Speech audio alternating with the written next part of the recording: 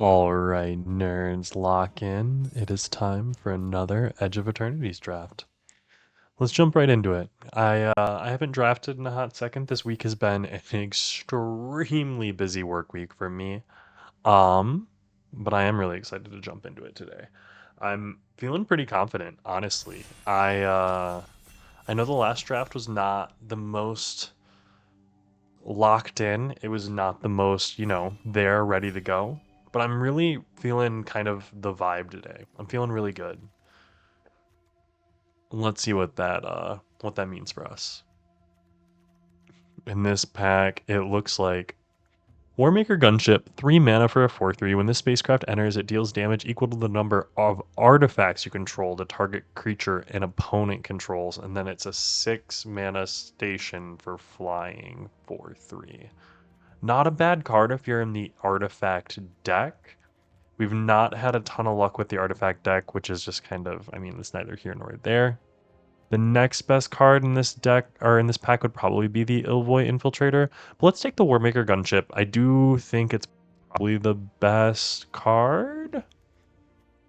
The Ilvoy Infiltrator might be a better card, honestly. And Mechanozoa would probably be my follow-up pick. But let's look at the Warmaker Gunship and see if we can't get some interesting cards with that. Honestly, following that up, I'm seeing some really strong red. I really, really love the Interceptor Mechan. I'm not gonna lie. The Interceptor Mechan, I think, is just a very, very strong card. Steel Swarm Operator would be another one that would also interest me. These are both artifacts, which is what's drawing me towards them. The Oreplate Pangolin or the Orbital Plunge would also be very good. But I do think the Interceptor Mechan is probably the best individual card in the pack. There are 2 green cards. As always, green is almost always the way to go. But let's look at the red black. Or honestly, I think I'm gonna take the Orbital Plunge. Orbital Plunge is just premier removal. Red black, we'll see if it comes back. Mutinous Massacre in this pack, I'm immediately punished. We're gonna take the Mutinous Massacre and we're gonna run that back so hard. There is a Perigi Beckoner. We do want that. Caesarean Voidborn would also be phenomenal. Nutrient Block, Plasma Bolt. We're looking to be in a great spot in this draft. Here, there's a Starwinder. Okay. That feels like it shouldn't be there, I don't think, but it is, so, Memorial Team Leader, 4 mana for a 4/3. During your turn, other creatures you control get +1/+0 with a Warp 2. I think that's what we're going to be taking here. We definitely want to be red-black. There is no black in this pack, notably, which is a little bit worrisome. But Memorial Team Leader is pretty good. I don't think there'd be anything else. Cavern Skyward might be interesting, but yeah, let's take that Memorial Team Leader. Honestly, Melded Moxite or Beamsaw Prospector. I think Beamsaw Prospector is exactly where we want to be. Melded Moxite is something that I would definitely be interested in having in my deck, but Beamsaw is just phenomenal. There's no reason not to take it. The Mechan Assembler is also phenomenal. I would really love to be in this deck. I want to make the artifact deck work, but yeah, we're going to take that Beamsaw. Mutinous Massacre is probably the best payoff we could have, and that's bar none here. Cosmogoyf, that card is really cool looking, but there's a Plasma Bolt. We're going to take the Plasma Bolt. There's no real other choice in this. The Mechan Shieldmate would be interesting. I'm seeing a lot of those like blue artifact cards come by, which are always super good. And I've seen a lot of Blooming Stingers.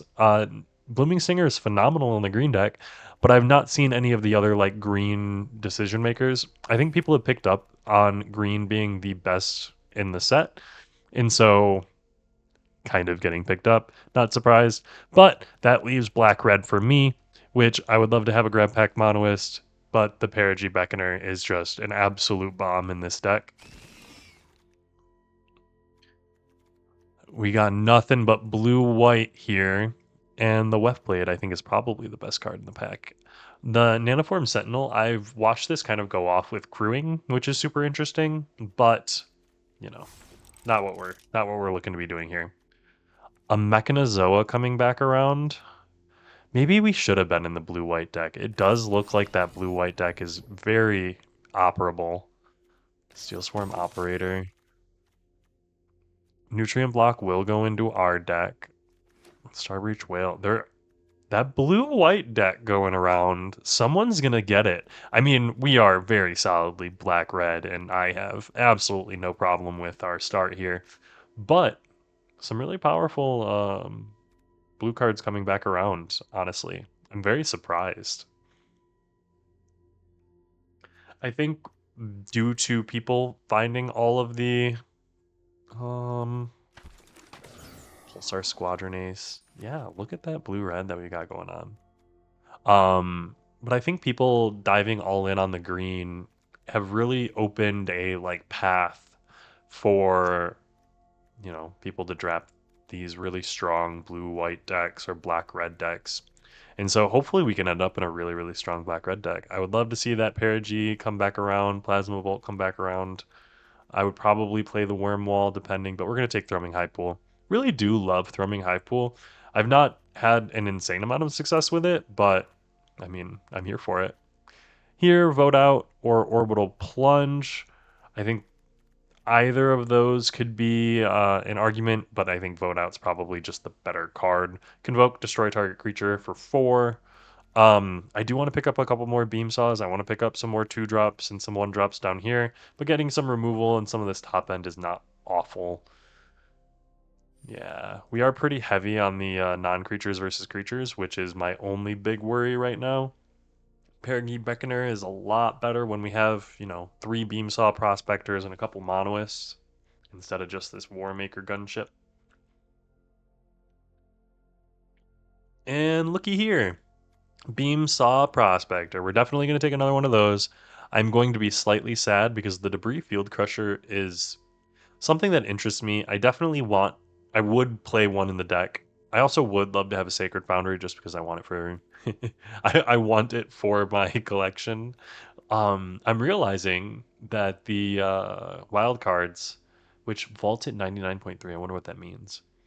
The wild cards, most of my rares are going to lands, which is, I mean, maybe not surprising for people, but sometimes it do be that way. I noticed the red is drying up in this direction. We did pass a lot of red originally. Regost, Deft Gastronaut, 2 mana, 2/2, whole thing with artifacts. If I had that Sacred Foundry, maybe. Command Bridge is interesting. Honestly, Specimen Freighter would be something I'd be interested in picking up, but a Decode Transmissions is definitely kind of where we want to be right now. I do really want to get some creatures though. Um, I I would have taken a Chrome Companion. A Larval Scoutlander coming this far around is kind of crazy, but Dauntless Scrapbot is exactly what we're looking for. 3 mana, 3/1. When this creature enters, exile an opponent's graveyard, create a lander token. Those lander tokens are going to let us get up to Thrumming High Pool and Mutinous Massacre, exactly kind of what we want. And it says when it enters, exile and create a lander. So if we can Perigee it, get it back, that's 2 landers. Not something that's probably going to happen very often, but something that might happen. The Perigee came back around. I think this is a different pack. 1, 2, 3, 4, 5, 6, 7. Yeah, different pack. The Pinnacle Emissary is definitely something that interests me, though. I wish that I'd gotten this in my blue-red draft, because this is phenomenal. 3 mana for a 3/3. Whenever you cast an artifact spell, create a 1/1 colorless drone artifact creature token with flying, and it can only block with flying. But we're going to take the Perigee Beckoner. 2 of those is phenomenal. Here, honestly, Lashwhip Predator coming back around. That green player who's on my right is getting very rewarded. Sammy Ship's Engineer. At the beginning of your end step, if you control 2 or more tap creatures, create a 2/2 colorless robot artifact creature token. It's a 2/4. Not bad. I do think Rig for War, 2 mana, 3/0, and first strike. We probably need the creature. Cavern Skywarden. Here, Dauntless Scrapbot, definitely going to pick that up. Get another lander token. We're kind of ramping into these 5-drops with these Beamsaw and Dauntless, so I'm kind of here for that. Sammy's Curiosity coming around though, and I probably would play a Chrome Companion if I'm able to pick one up. But we're in a good spot, honestly. The Perigee Beckoner did come back around, so now we're sitting on 3 of them with 2 Beamsaw, 2 Dauntless. Not bad. I want to see some more 2-drops. I want to see a little bit more going on. Full bore, 1 mana, target creature gets +3/+2 until end of turn. If that creature was cast for its warp cost, it also gains trample and haste. Temporal Intervention, choose a non-land card. Self-craft Mechan, we're putting that in the side over here. Yeah, all of these artifacts, man. Kind of crazy. I got like a whole blue-white artifact deck in the side over here. We're gonna drop that full bore though. Up here, lethal breaking is something that I would be interested in. Another beam saw, a swarm color. All three of those would be, I think, pretty great in this deck. Atmospheric Greenhouse being passed though. With that said, Requiem Monolith, 3 mana for a artifact that taps until end of turn. Target creature gains whenever this creature is dealt damage. You draw that many cards and lose that much life. That creature's controller may have this artifact deal 1 damage to it. Activate only as a sorcery. So it's basically draw an extra card a turn for life. Phenomenal pickup. With that said, I do want to get more creatures. Slag Drill Scrapper 1 mana for a 1/2 artifact is something that I'm interested in picking up. There is an Insatiable Skittermaw 3 mana 2/2 Menace with Void, put a 1/1 counter on it. I would probably play that, but I think the Slag Drill Scrapper is a little bit more what we're looking for, so I'm going to pick that up here.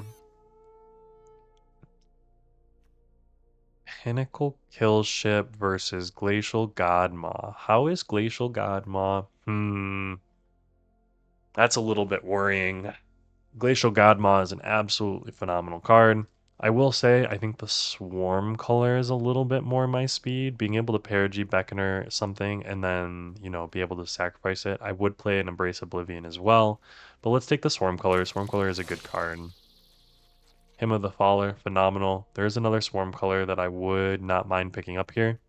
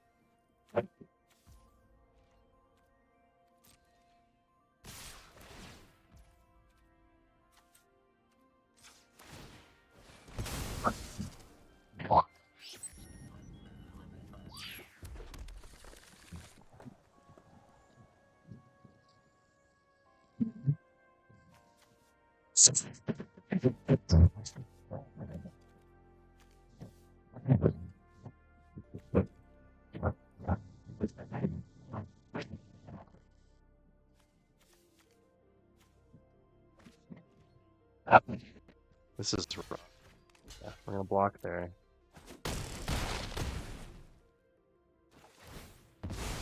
We'll get the token still and be able to go up a card.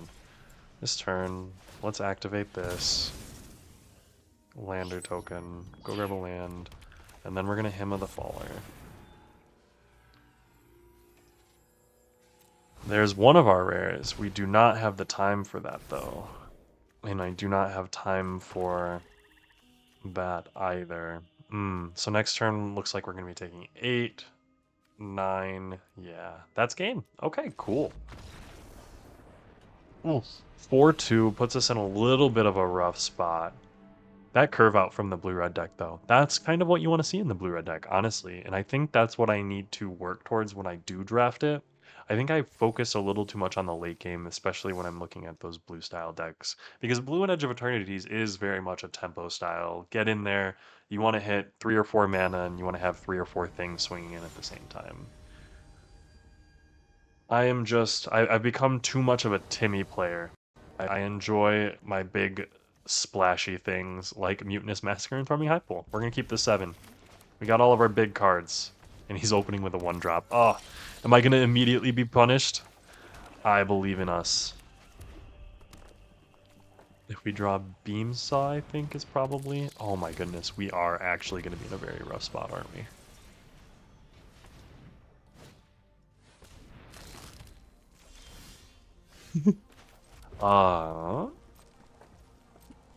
Yeah, so we need to draw something we can play, and if we can't draw something we can play, we might just lose.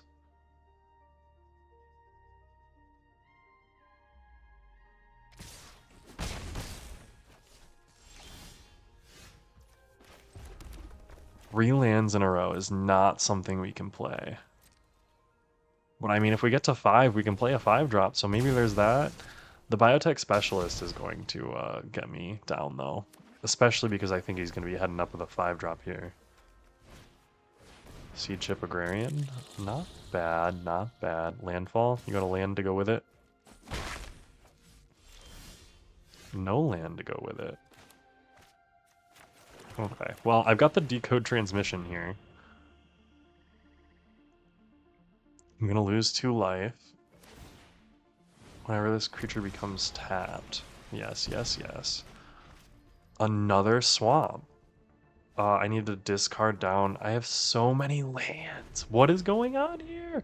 I think I have 4 out of my 5 cards that cost more than 5 in my whole deck in my hand out of my first 13 cards.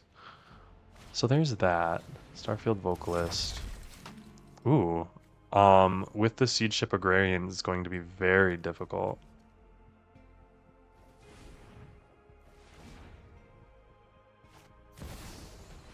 Quantum Riddler. Okay.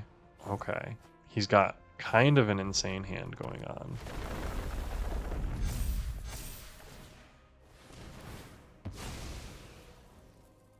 Yeah. I think I die here, guys. Land entering 7, 8. Yeah.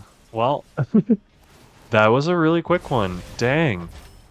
You know, you hope in 4 draws that you can draw something other than your 3 highest cost cards, but sometimes that happens. Yeah. With that, we'll give him a concede. Good game, my good sir. The Quantum Riddler into the Starfield Vocalist into Quantum Riddler to draw 4 cards, or 2 cards though. That's pretty insane. But heck yeah, let's go look at the, not store. Let's go open those packs up. Ending that on a 4-3. I've seen better finishes. We've done better finishes. But honestly, for the deck we had for playing Black-Red, I think we were in a good spot. Ooh, I have not seen that Celestial Colonnade before, and that is gorgeous. And then what's this mythic? Is this a first? No, the Ouroboros. Phenomenal. But hey guys, Thanks so much for joining me on this draft. Glad to show you a nice little Rakdos brew. We did get to see Mutinous Massacre. It was just not us casting it. Sad days. But hey, I will see you guys in the next one. Thanks so much for joining me.